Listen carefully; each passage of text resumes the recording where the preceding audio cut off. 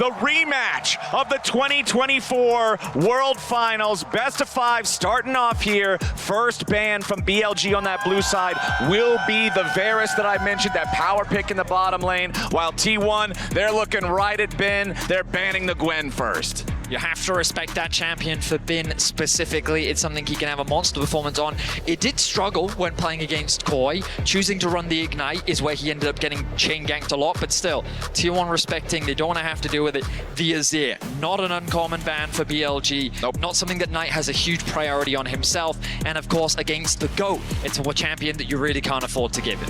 It's one of those champions that I feel like is just such a staple of pro play, and particularly for somebody, you already said it, it's the GOAT, it's Faker. You don't want to be giving something like that over for free if you're not willing to pick it yourself. The Vi will be the next ban here for T1. Pretty much a staple jungler this entire year everywhere for the playmaking, the point and click lockdown that we see from it. And now the TF, so this is one that continues to be very, very debated among the community, because this thing has been highly prioritized, but also highly ineffective so far at MSI. It will be the third ban for BLG as Rumble is banned away from ban. Both the Taliyah and Annie are available. You expect the Taliyah to be the first pick, and it will be. Knight not going to hesitate, going to grab that one for himself. I wonder if Faker will respond with the Annie of his own, or if instead they're thinking more along the lines of something like the Ryze or the Ahri as a possibility. Throughout this year, we've seen Ahri used as a matchup into the Taliyah. You pair it alongside something like the Xin Zhao, and you already have a very strong mid-jungle duo right out the gate. Speaking of mid-jungle, I'm thinking about Pantheon, man. We're talking about powerful champions on the patch.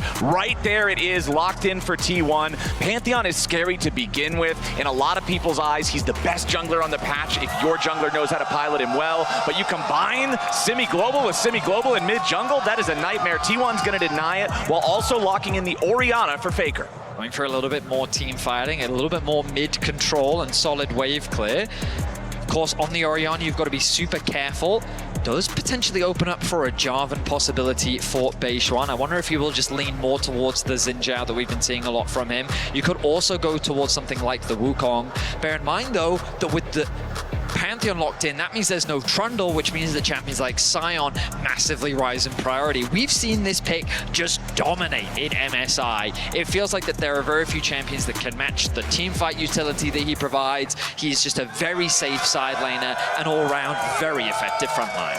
Even in the last series that we just got done watching between CFO and Imkoi, the game from Driver playing the Sion, massive impact on that champion in that one, but that'll be locked in for the side of BLG. You can see it has a 70% win rate so far, like you're talking about. It's been dominating games, and the Poppy will also be picked up. This is, of course, possible flex potential. You can go into the jungle with this. You can play from the support position with this, but T1's answer into the top lane Sion is the Yorick for Doran. So a little bit more split push power. You can already see that T1 with the Pantheon and the Yorick rather have tools to play through the side, try and punish this Sion who's going to be looking to try and safely farm up. But BLG have already started to craft this effective front-to-back team fight style composition. BLG need a little bit more DPS, so I imagine T1, if they're going to look to try and ban, maybe they get rid of some of that long-range tools. They've already decided to target the Karma.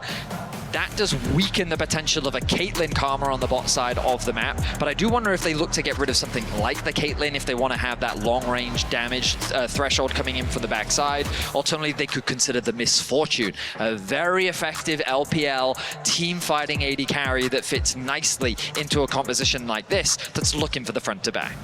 Okay, clock runs down on BLG's next ban, so they will decide to take the Lucian off the table, thinking, all right, if they've already locked in the entire top side, that leaves them open to potentially grab one of these spicy bot lane duos. Lucian's one of the ones that can play very aggressively. They're going to want to deny that from Gumayushi and Keria, especially when you see the Karma banned away. That tells you that you're trying to ban away anything that would be the long-range, take over the lane, oppressive poke style, which is typically something that can can shut down these aggro bot lanes. So BLG is going to respond, getting rid of the Lucian, as On's Rakan is banned out by T1. These bans do suggest that T1 might be looking at either an Alistar or even a Braum. If they want something a little bit more defensive, I think both these champions can be very effective into the Braum, but also I think T1 can save their support for the last pick. I expect the AD carry to come through now, try and give Carrier and Guma the best possible bot lane 2 versus 2 matchup, but also allow Carrier the freedom to kind of round out this composition nicely. The Nico right now is the hover, and it's going to be locked in immediately, so they're just going to put that towards the bot side of the map, already giving you a very strong 2 versus 2.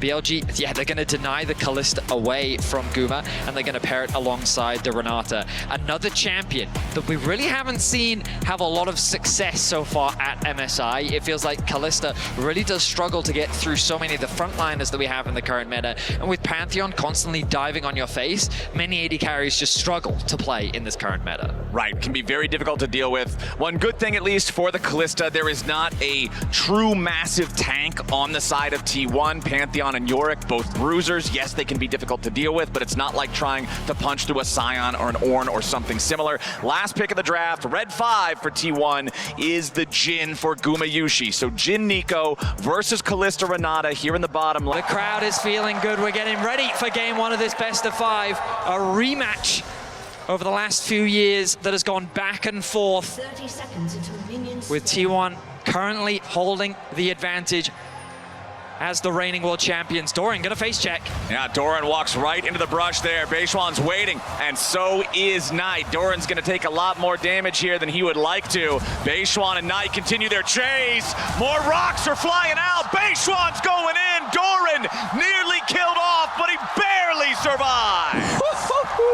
We start off with a very Knight! Knight, oh. That was cheeky. Seeing if maybe he could catch Doran window shopping there, That maybe. was cheeky by Knight. He thought that he could get the finish, but he does not. That means we get a Trader Summoner spells. Doran no flash, Beishuan no flash. Perhaps that means that Beishuan's going to change up his pathing, maybe set his sights on a top lane play for a potential early gank. You'll see him actually pathing towards his Raptors, likely going to start there, as Ona's going to start on his top side, as we kind of expected.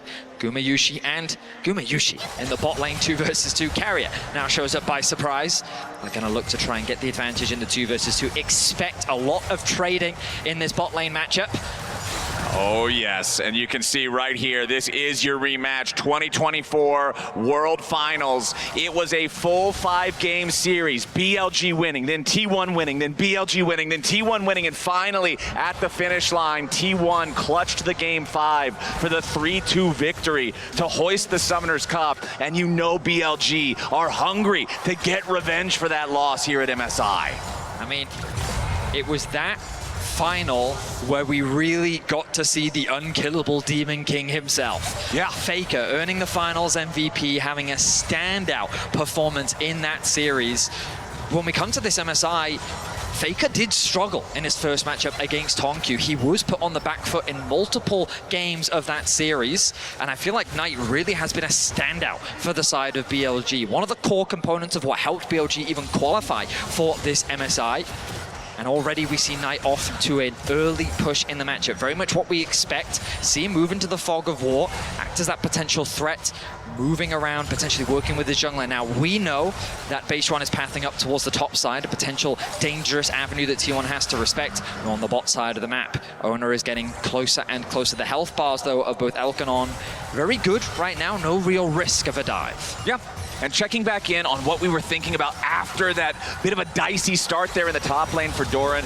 The push originally did go to Bin. Doran was underneath the turret, but now you can see that wave is pushing back out right around the time that Beishuan is finishing those camps in this top side of the jungle. About to kill his blue now.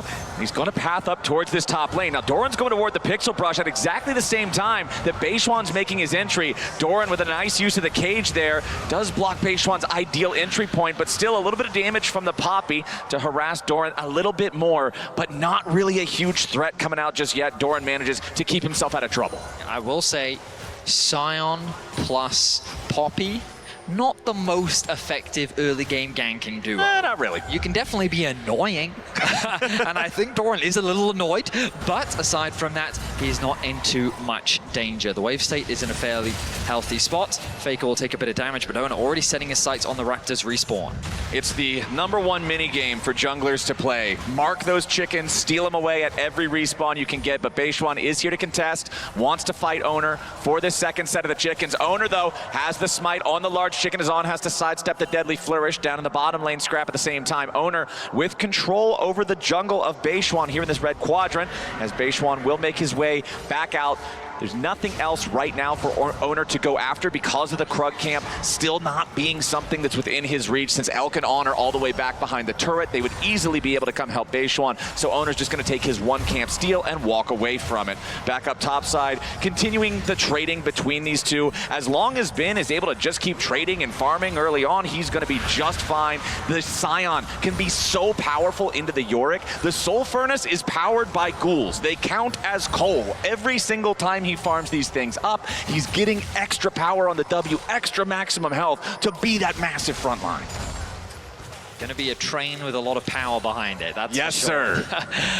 We'll see how impactful that train will be later on into the game. I just want to come back to that Owner pathing that you were talking about. I love the fact that he started with the red, moving to his Krugs, and then Raptors with the full intent on stealing the enemy Raptors, knowing that he's going to be able to work with Faker to get that mid push, be able to contest those Raptors, steal away what he can, and then the Raptors will respawn that little bit later, so he can then path back towards the Krugs, path nicely back through his jungle, and now he's going to continue on with that full clear.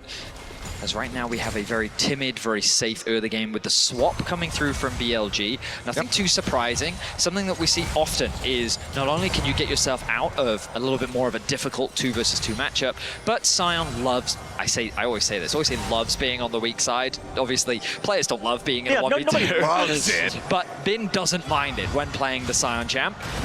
As now Doran could be in a little bit of danger here. Nope, not quite. On and Elk aren't in range to back up Beishwan. There's no wall for the wall slam from the Poppy to actually find the big value there. So Doran's still all right, does have his Maiden of the Mist ready to be summoned, but does not want to summon it up at a time when these swaps are happening, when you could end up in a 1v3 situation, have the Maiden deleted very swiftly, especially with Beishwan having the smite available. If you lose that Maiden early, the cooldown is so long, it feels really bad, and you feel like you've lost a huge part of the power budget of your character, as now the Pantheon from T1, Owner has secured the first Drake of the game, 6 minutes and 45 seconds in. Beishwan coming back up into the top side. Doran forced to flash away again, but a nice handshake brings him right on back, and BLG get first blood. One of those setting his sights on mids. All right, flashing away, stays safe from that one as Karia's Tangle Barb's going to force out the summoner spell from the BLG mid laner, but it does cause Karia's flash at the same time. Okay, so a lot of things happen. Ooh, the Shockwave connects. Nice Shockwave from Faker to Chunk Knight, but not threaten lethal damage. It's just chipping away at HP though, and he's doing damage because he's just denying a lot of farm away from Knight. You'll notice the mid-gold gap really starting to increase in Faker's favor.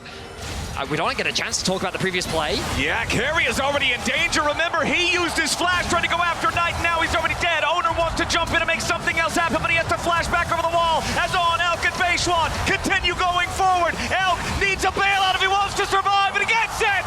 Elk stays alive! Gumayushi tries to fire back, but he's got to reload the gun. Now the curtain call's open. On, sidestepping 3. The 4th can't hit Beishwan, but the dancing grenade dances on his grave. BLG up 3-1. Action-packed is what we were hoping for, and BLG deliver, finding kill after kill, all being funneled into Elk is a fantastic start for BLG. T1 played for the Dragon. The swap was initiated by BLG. They recognized that they couldn't really do much to help Doran in this situation, but I don't think they were quite expecting this. After their gank attempt in the mid lane, Carry is trying to group up with his AD carry, but he gets collapsed on by Beishwan, not expecting him to invade on the top side. He falls short, but then the Pantheon ultimate had already been committed. There's little that Owner can do. He has to turn and fight. Guma does his best to help him, but he ends up proccing the bailout with all those spears stacking up in Owner, allowing him to get the revive and turning it into another kill. Beishwan out of options, out of ways to escape. at the very least, Gumayushi will get one back. And you could see at the end there, Gumayushi, he takes 3 shots at the escaping players from BLG, thinks maybe he can convert that 4th onto Beishwan, but Beishwan had the distance to sidestep the curtain call. Sadly, Dancing Grenade, more of a targeted ability, can't quite get away from that one, as Elk takes a chunk of damage back on live now, as our bottom lane duos continue to scrap back and forth topside, both junglers still hanging around this area as well. These trios of junglers and bottom laners are so aggro in the early stages of this game. It's a very modest gold lead for the side of BLG, but really nothing to write home about. Bin happy to just ult back down into the bottom lane, clear out the wave. Nice chunk of damage onto Doran there as well. Choo-choo, Bin continues to build an advantage, and it's really him that benefited so much from all that action that was happening. Doran getting killed. He was also able to get a plate in the bot lane on the bottom side of the map. And these teams are violent. They are tied for the highest kills per minute at MSI in 2025. A Clash of Titans is an apt title, given the pedigree of players that we have on stage right now. BLG have accrued a small advantage, but what I will say that surprises me is the goal difference between the AD carries is actually not that big. No. Guma has actually been able to get himself a small gold lead, all because of the farm that he was able to generate while all that action was happening on the Rift, getting 1 kill for himself. But considering that is a 3-0 Callista, Guma is kind of unfazed. Yeah, it's a lot of times what we're seeing get picked into these Callistas that ends up making them not as effective as you would otherwise expect them to be. The power of range, the power of just bullying them away from playing as aggro as they want to. Nico throws out a Tangle Barb, Jhin hits you with a Deadly Flourish into the Dancing Grenade with a hopefully 4th shot auto attack, and all of a sudden the Callista doesn't feel as empowered to run the lane like she wants to. Gumayushi with a 4-wave lead, almost 5 waves of minions ahead of his opponent, really feeling good about the state of things there. As you already said it, man, it's just the slightest gold lead for BLG. They do have those first 3 grubs. T1, of course, though, did secure the first Drake, and the next one is spawning in about 25 seconds. You can see T1 trying to get this wave pushed out down here in the bottom lane as Beishwan takes control over that bottom side of mid towards the river for BLG. We're getting closer to the second dragon spawn of the game. TP will be used by Knight to return to mid lane. Sundered Sky finished for both junglers as Beishwan fishing for a mid lane play. Not going to find one. It is BLG that gain access to the river first. The bot wave contest is going to be super important as both these AD carries want to be in a position to fight. With the Youmu's completed for Guma, he should have a slight advantage over Elk, with no Blade of the Ruin King finish just yet, but T1 do not want to give this up without a fight. Owner jumps in, immediately goes for the stun on the Knight. Carry with a Bomb Blossom onto 3, but the backup damage isn't quite there. Owner's going to be chased away next. The Deadly Flourish doesn't hit Elk. Owner's going to take a ton of damage. The bailout from Elk is not there in time. Faker Shockwave finds 2, and T1 get a double kill for their Orianna and take the fight. Just like that, T1 flipped the fight on its head and they get themselves 3 kills. BLG, it looked so good at the start of the fight for them. Faker wasn't involved. He had to go the long way round. Owner initiates the play. Carrier's ultimate looks fantastic, but then the re-engage from BLG is even better. Carrier's out of tools. He has to flash away. They're thinking, oh, Elk, he can come back to life if he can just get the kill, but then the shockwave comes through and finishes him off. Faker arrives at just the right time to secure a double kill. T1 get 3, they get the dragon, and they take firm control in this early game. I said it was 2, but it was more like 2.5 because Elk was bailouted, but he still got hit by the thing. The shockwave sealed the deal, but the fight navigated so well by T1. Carrier's Pop Blossom buying the time for the reinforcements to arrive. And at the very end, I also do want to compliment On, who perfectly blocked the Deadly Flourish from Gumayushi, stopping that one from hitting Elk.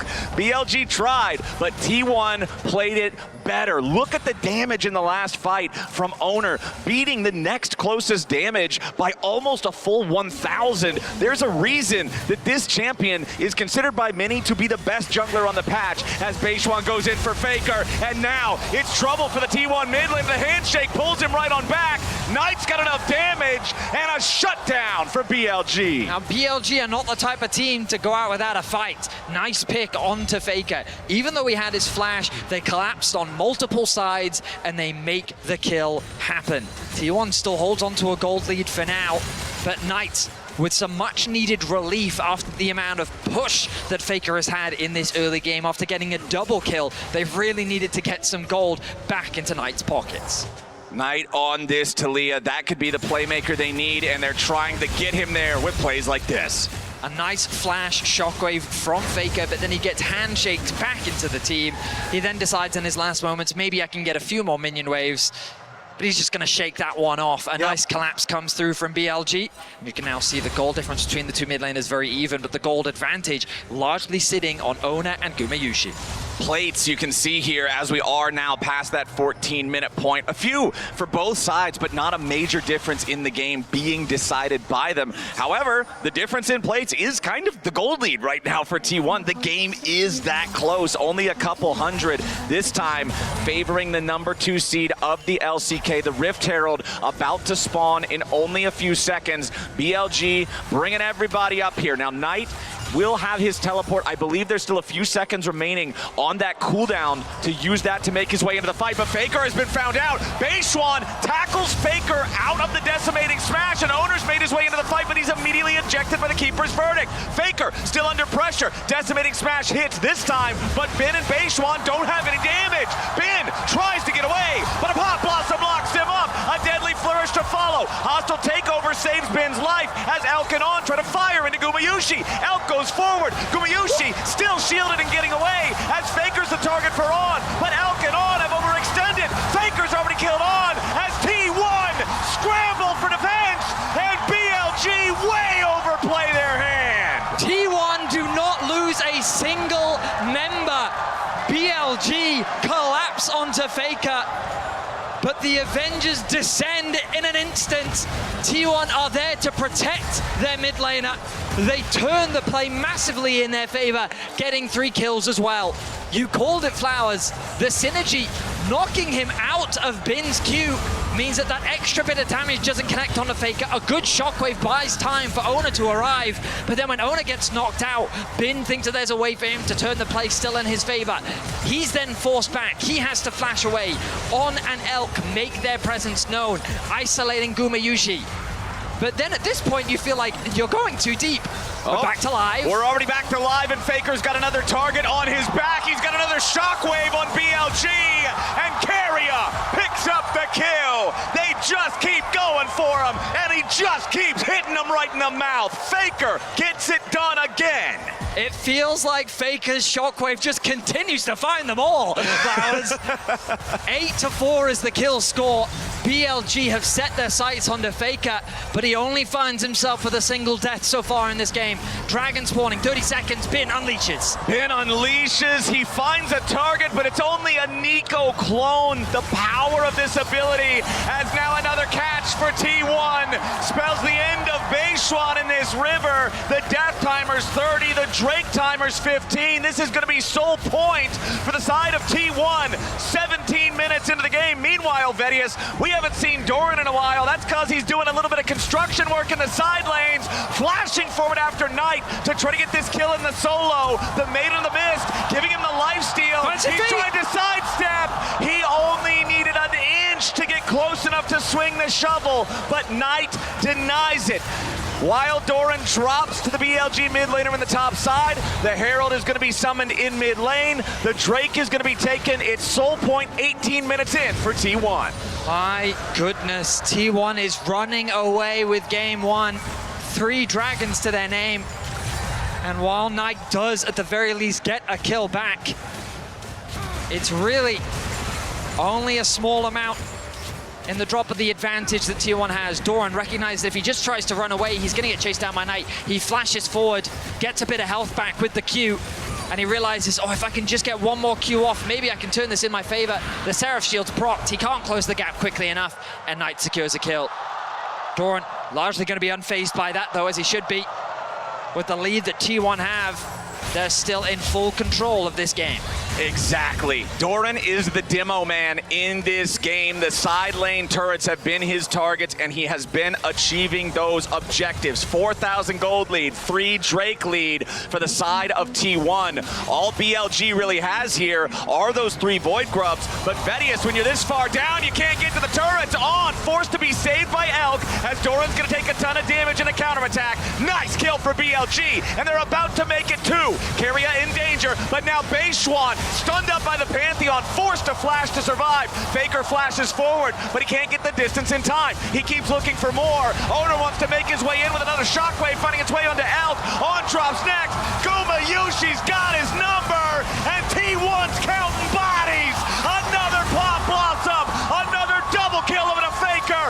Beishwan dies to a point-blank spear, and T1 runs the rift. BLG get a kill onto Doran, but look at what it cost them. 4 members fall, and T1 are steamrolling over BLG. It starts with On getting caught in the mid lane, but Elk has the ultimate to bring him to safety. Then with the Renata ultimate dropped, Oren is quick to fall. Now BLG see an opportunity to go onto the offensive, but they go too deep. The single target CC that comes out from T1 forces Beishwan immediately on the retreat, and Faker says, I don't need to run away, I need to run forward. I know that I have Owner at my back. The shockwave connects onto Elk. The deadly flourish connects onto On, and then Bin arrives just too late to turn the fight in their favor. And I don't know how Keria found this angle, but he gets the route onto 2. They convert it into 4 kills, and T1 are steamrolling. That Tangle Barb was disgusting to hit them both. T1, 5,500 gold lead now. Vedius, it's only 2.5 minutes, and T1 will claim the Infernal Soul unless BLG can somehow stop them. But everything has gone T1's way for what feels like the past 10 straight minutes. 5.6k is the gold lead. BLG trying to find some footing in this game, but the Soul 2 minutes away. Push on the bot side, push on the top side for T1. They're keeping mid control as well. BLG is being suffocated out of their jungle. Beishwan's found an angle in. This is another one of this play we've seen so often. Faker is the target for BLG. He drops a shockwave, and now BLG's got to be on the defensive. Beishwan channels Keeper's verdict, ends up not needing that one, but now that cooldown is spent. T1 recognizing that BLG now has a very injured front line. They're going to go after the Otacon, immediately ready to start this one up, as BLG know they can't afford to give an objective away when they're already this far down. Faker trying to use the ball to zone on out. Hostile takeover goes through, but it doesn't find much of anything else. Going to be zoned away now by the rest of T1 as immediately you got a problem for Doran. Beishwan takes him down. Curtain call's been opened up. Beishwan might just die here. One last shot goes through with a 4th shot, finds its mark. Now Bin trying to steal away the Otacon, but it's not going to matter. Doran and Beishwan have been traded, but everybody else is still alive. Faker claims the Otacon, and T1 get the objective as they look potentially for more of a fight. Keria thinking about a Tangle Barb here, but he can't get the range in time. Bin still here on the front line, gets caught by the Tangle Barb. Keria knocked into the unraveled earth, but he stays alive for now. Owner steps forward with a shield, not quite enough damage. Shut down from Elk, but Faker takes out 2. T1 unrelenting as Keria kills Knight over the wall, and only Bin is left standing.